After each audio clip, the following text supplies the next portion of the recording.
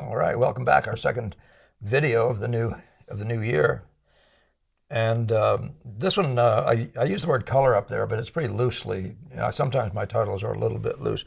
I'm covering two different points, neither of which should take particularly long. I have images that apply to where we can get some idea about both. I can at least point at things. But the first one in particular, I'll jump to those images. But in any case, yeah. So let's just go straight into the color discussion. The second guy talks about a particular minute in a particular video, and I lost track of that. So with apologies, I didn't take time to go dig that up. Some of these things are time intensive, and I'm trying to get you the information without losing my my life. So quality, but there are some corners. All right, so Syl is a new, and that person was there last week. I think. What did you call yourself? Syl Mama Music or something, or Mar Music? Somar Music. Okay. So I'm calling this person Syl, and but Syl asked, "What's the most typical way of painting an area of penumbra?" And you're talking about Boston School now. You're talking about our way of working, and since you already know that our way of working is opaque. We aren't doing transparency. There's a level of transparency in all paints, but we are not doing this thing the skill as a glazed method. That was Maxfield Parrish, a whole different body of people. And some people argue, there's certain aspects of different things done by numerous people through time, Titian, Bouguereau, others, where there's an element of that, and it's very evident. Sometimes Rembrandt, sometimes less so. Some people are very mixed bags. Boston School isn't very mixed. I used to do whatever, but I found that everything could be done with color. And this is really like the amazing thing, because all you can see is color values, right? So that means that you should be able to get any look of transparency, like atmospheric shadows, without creating actual transparent colors. And that's a fascinating thing to think about, but I love that. I love that principle, and it works out really well. You'll find that it does actually play out. Photographic reproductions prove that, by the way. You don't even need me to tell you or try to convince you in front of a painting. Now, what's the most typical one? Which is it? And so let's go look at the picture. And I'm just talking about what penumbra is. So this part here would be pure shadow. This stuff over here is nearly shadow. See this stuff over here, these edges, it's more obvious on a wall, cast shadow on a wall, that's happening. So, and especially it's happening when there's a window. See, it's a very funny way of treating this because the window might be fairly wide. The narrower your window is, the less penumbra there will be. But it's always that, the windows are wide, and therefore certain parts of the windows are getting into, like you're coming from the right side, getting into this part of the shadow and weakening it. So I'm not into the reasons for all this sort of stuff. I'm just simply showing you there's a part of this shadow that's going to be absolutely what we call flat shadow. And then there will be what happens next to it. So if you look at the arm here, you can see that this is one of those areas where you refer to that as near shadow, right along there, the penumbra. But this is the place I'm talking about just at the moment because it's so obvious, so evident. So these parts of this will be pure shadow, and other parts of it will be secondary stuff. Have other lights coming into it and weakening it so it becomes less than pure shadow or less than, unified in value. That's a thing, right? So the idea of shadows are flat, as flat as a hat, why they're flatter than that, all those kinds of things are in your mind as you're working this sort of thing. But it's nice to know what you're doing, but really what you're doing is you're moving values. So what's happening is they're going from lighter over here to getting darker to darker, and at some point they turn into something that is essentially flat. If you blur your eyes, you can't find stuff in it to speak of. And and by the way, that's a values discussion. You can have color movements in a flat area, but these things are all reflective lights, right? That's not penumbra. That's not what we refer to that as. We refer to that as backlight, bouncing off of this blouse here, coming up and hitting the jaw. That's a different thing. Something like that could be happening to the arm here as well. But where you can see where the purity of it is like in a spot like this, where it's just one flat value. If you blur your eyes, arguably you can see the unity of the whole shadow mass here, even to the whole hair, although there's a difference in the value because the hair is darker to start with. I'm getting too much, I'm getting too complicated. But understand that we paint opaquely, wet into wet, to make these things. Because you have to deal with color transitions. You have to deal with value transitions, getting lighter as it goes this way. And now that you say, well, the value transitions, you can do that kind of stuff too, and you can even do that in theory with glaze, and more than theory, you can do a lot of that with glaze, but we don't. So you're asking the question of a Boston School person. I can just tell you where everything you see out here is opaque. That's why you're getting some of these marks too, where they're sort of like almost square edges in different parts. And by the way, some of that's just bad reproductions, but you can see that these guys are using a brush with a different color in it, and he probably in the light he was in at that moment, he didn't see that these didn't really fuse as they might have, if they did, by the way, and if they didn't, he was doing it purposefully. But it's easy to miss those things. There's a fusion happening through here, but there'll be a part or two where something actually reads. Don't trust these photographs at all. Go look at paintings in person to see this. But we do. One of the keys to a really good shadow is color. One of the things that gives it its ambience is the fact that it has a color in it. If it has a color in it, there's an implied light in it. If it's black, there's implied no light. And that's a different discussion, right? Very different discussion.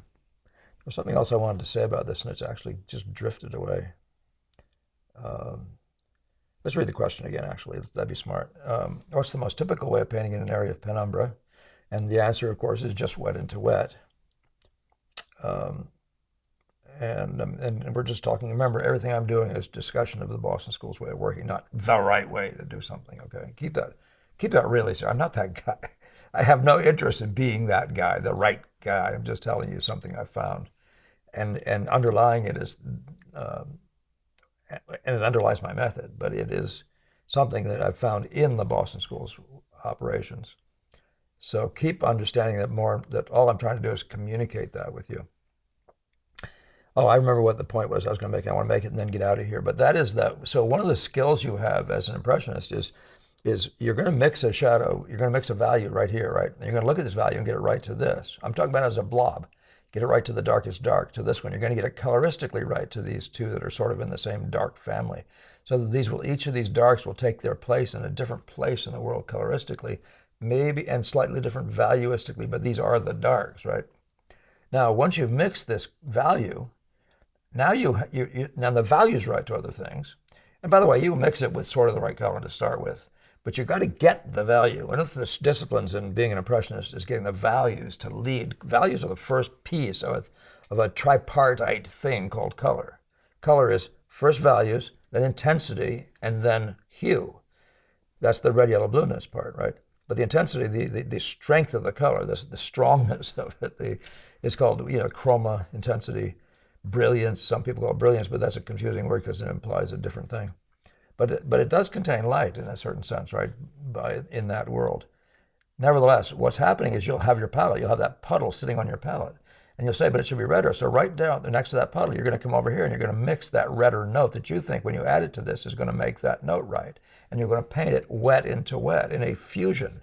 If you make the value exactly the same, you can move colors. You can adjust the colors. And this gets to the next question that we're going to be dealing with. But that wet into wet thing, and the ability to use your palette to match dead on. You have that value sitting there. You bring this red you want to use. You think when you add it to that, when you add it to this, it's going to make the right thing. And then what you're going to do is you're going to set it there and push it into the other one. And if you can see a silhouette, it's not the same value.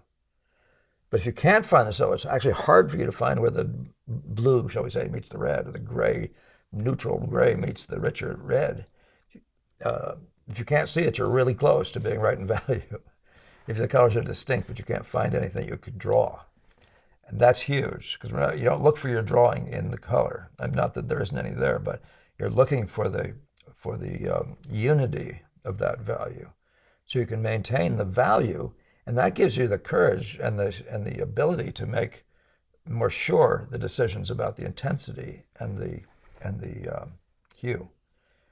But knowing this for sure, so you have a fairly large blob here and you have it right to this one, now you can have some comfort that you can move through here and move this from cool to warm. You can see it's doing all sorts of coloristic things and value shift things. So you can see it's cooler here, getting yellower and warmer as it goes down here and moves. Here it's bluer. I mean, it has a blue feeling, but it's moving into the reds. And relatively speaking, something like that is true in this picture. These photographs aren't really the way to see this, so you've got to see this in person. Okay, so let's go to the second question. I think that's probably about all I could tell you on that one. I didn't think it was going to take this long. I'd be interested in seeing a video dedicated to what you were talking about around the 6-minute mark here about, and this is from Jacob G, about the integration of red, yellow, and blue throughout a composition, if you're taking requests. I've heard you say this or something similar a number of times in relation to color schemes and design, but in this case you seem to be relating the concept to the pigments of the palette, which I don't quite understand. I think you're saying you would make a preference for mixing a particular pigment into your neutrals in order to pick up relationships elsewhere. And by the way, I usually cut off the cheers and stuff to make this thing so I can blow the letters up bigger. I didn't see that. All right, so let's talk about the 2 points, because you're right on the money there. There's 2 points. So the integration. So if you have a palette, a limited palette, you're going to be using the same colors all through the whole painting, right? If you have a wildly big palette, you're going to have a slightly different activity going on there, although there's going to be a relational thing, but it's not going to be, you're not going to have that same feeling of comfort that when you make this note and it shows, you also have that note somewhere else. And that has its own sort of underlying unity. We tend to want to let the blue, let the red, each one of them show on some level. Now, we don't want to look like it's broken and textural, so that's the values, like I just said a second ago, have got to maintain. They have to, whatever your area you're painting, you don't want the values to be separated when you're just trying to get the red and the blueness in the red. You follow me? So, but my main point though is, there's 2 points here. One is that I'm trying to use a palette and let the colors show, and using the same kinds of colors throughout the painting is going to give you a kind of unity. Just a thing, right? Now, if you're just being a visual painter and you're painting really truthfully, you're going to have the unity anyway. So this is not an obligation. I'm just saying it's there. And so if you're using the same palette and these colors are showing, there's going to be inherently a kind of a unity in that. But it is ultimately, it's not the thing, right?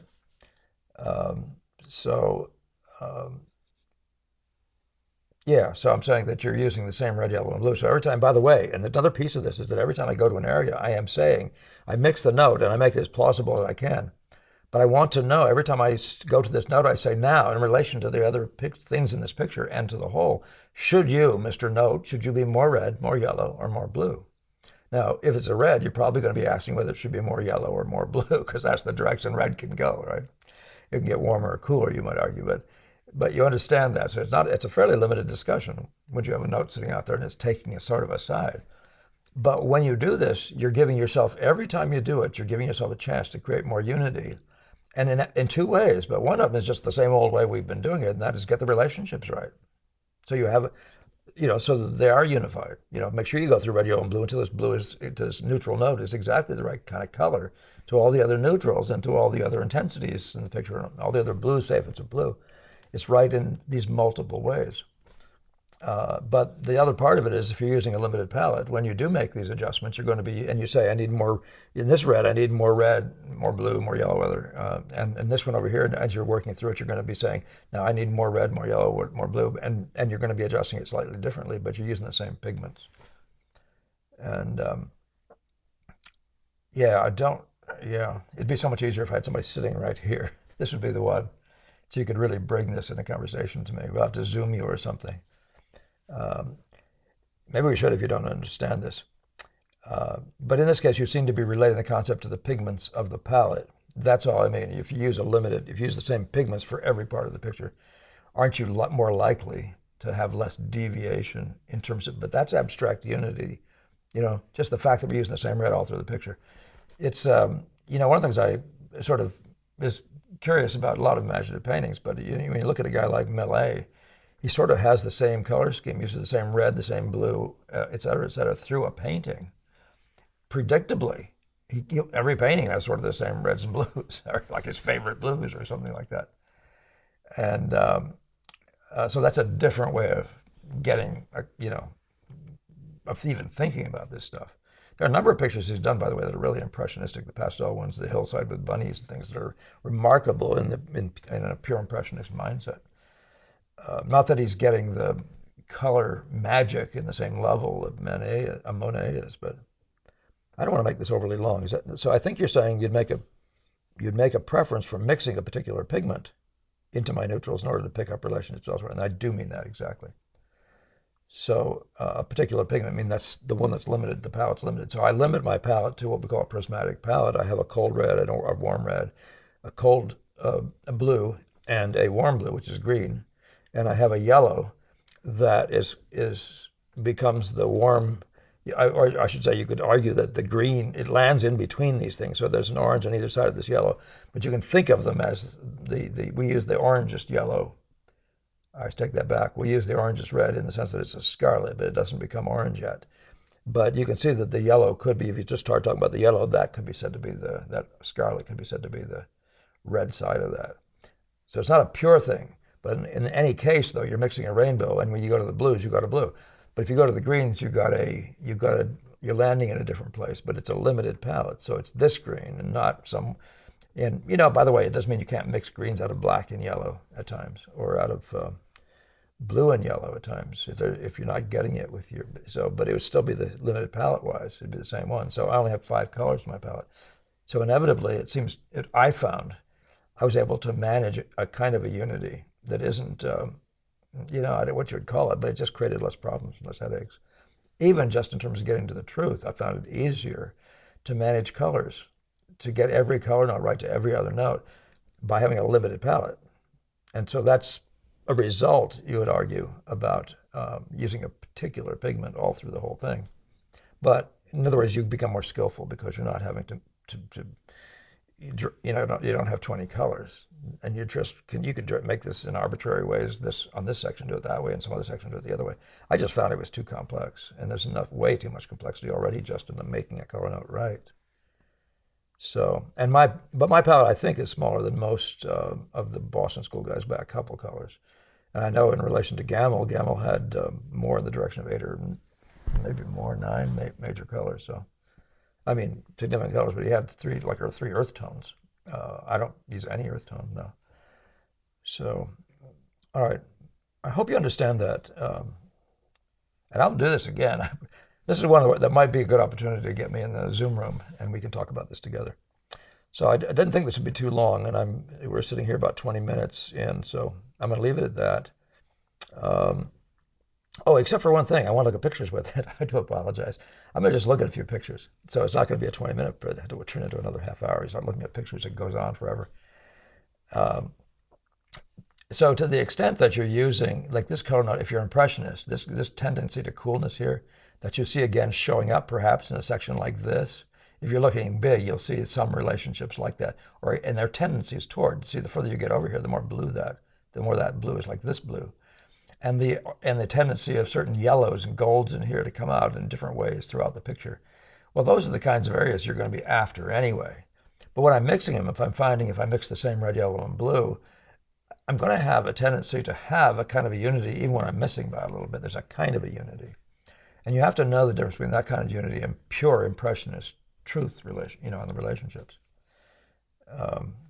That's yours. And again, this is that question back. This is all done opaquely. But in each passage here, I don't care where it's atmospheric, whatever it is, this is all color manufactured. This shadow area that some people think you have to create atmospheric transparency. You have to create transparency. You don't need transparency for any of this. All you're doing is hitting the color notes right. The relative amount of transparency is a product of the color notes. You see how transparent this area feels right through here. Just colors. That's not transparent paint. It's wet into wet color combinations with control values and control intensity. And the intensity plus the value unity is giving you that sense of life that we think of as transparency. But yeah, what is transparency, right? Paintings are funny. Your eyes don't know transparency. Your brain does. And I know where people want to go with that one. So is that all I have here? Yeah, just those two. Okay. So I've just covered them again. It's nice to end with a lovely picture like this one here.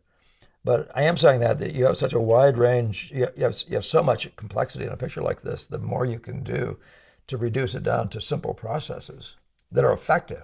Don't ever say simple processes. That's what I don't like about a palette that doesn't get you the note and the life in the color note by having, oh, but I got a limited palette. I mean, the problem is you made the problem not produce the level of magic that's in nature, that's latent in nature.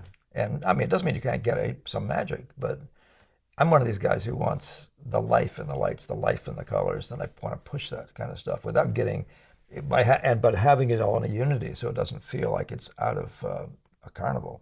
You know what I mean? I don't want just one little old light to glow and glow and glow and have the rest of them not correspond with it. Okay. But you understand all that stuff. Well, good. So here again, I just want to thank you all for being here. And I want to wish you well for the next week. We thank you for your donations. Thank you for your contributions and comments and subscribing and all that sort of stuff. I love the new people that are coming on board and rushing through all the videos. You know, it's one thing I recommend that because I want you to get the mindset a little bit, and then you can go and look more closely. But I have had people say, you told me to do this, and if I'd listened to the video closer, I wouldn't have been screwing it up. But I went back and listened to what you said, and I didn't get it right. I didn't do what you said. So some of it's on me for sure. And but to whatever extent you can, if you're trying to make use of this, and I know lots of you people are in isolation, or you don't have money, or whatever, and you can't get into a studio. And I'm your little sort of lifeline, your information source. You know, if you can make sure you're, as much as I speak too fast and all the rest of this stuff, if you can review things again, it's to make sure you're sort of getting to where you think you get it, where the penny drops a bit. And then the rest of the penny dropping, guys, never forget this. The rest of the penny dropping is when you try to work it out in practice. After you've tried to work it out in practice, go back and listen to the video again, okay? Fundamental stuff, right? But it gives you that back and forth. You can go back and I'll say it over again. I'll say it the same way, unless you can find the next video where I say it slightly differently, and then you have a little bit of an advantage, almost as if you're in a real atelier. Okay. Again, thank you. Subscribing, sharing, liking, commenting, the whole thing. Really appreciate it. And I was really appreciative of Stephen saying that he was doubling his donation. I really appreciate that, Stephen. Really, really kind. And it's a recurring one. So, all right. Okay. Have a great week. See you next time.